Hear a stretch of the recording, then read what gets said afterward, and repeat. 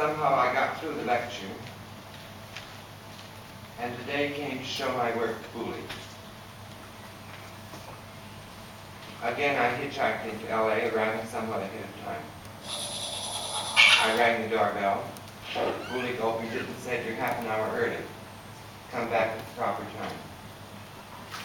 I had library books with me and decided to kill two birds with one stone. So I went to the library to return the books, found some new ones, and then came back to Boolig's house and again rang the doorbell. He was furious when he opened the door. He said, "Now you're half an hour late." He took me into the house and lectured me for 2 hours on the importance of time, especially for one who proposed devoting his life to the art of music. M.C. Richards went to see the Bolshoi. She was delighted with the dancing. She said it's not what they do, it's the ardor with which they do it. I said yes, composition, performance, and audition or observation are really different things. They have next to nothing to do with one another. Once I told her I was at a house on Riverside Drive where people were invited to be present at the Zen service conducted by a Japanese roshi. He did the ritual, rose petals and all. Afterward, tea was served with rice cookies. And then the hostess and her husband, employing an out-of-tune piano and a cracked voice, gave a wretched performance of an excerpt from a third-grade Italian opera.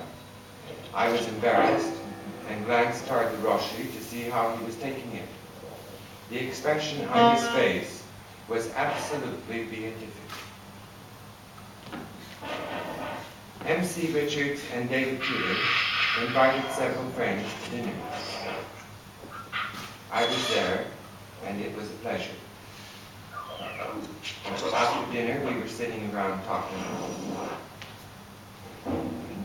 David Tudor began doing some paperwork in a corner, perhaps something to do with music, though I'm not sure. After a while, there was a pause in the conversation. And someone said to David Tudor, "Why don't you join the party?" He said, "I haven't left. This is how I keep you entertained."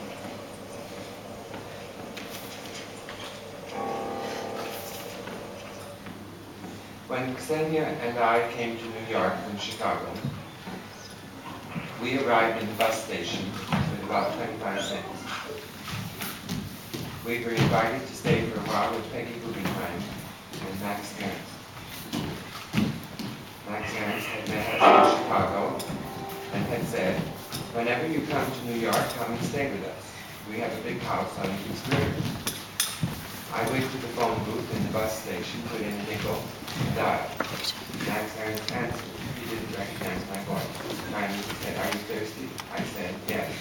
He said, "Well, come over tomorrow for cocktails." I went back to Ksenia and told her what had happened. She said, "Call him back. We have everything to gain and nothing to lose." I did. He said, "Oh, it's you. We've been waiting for you for weeks."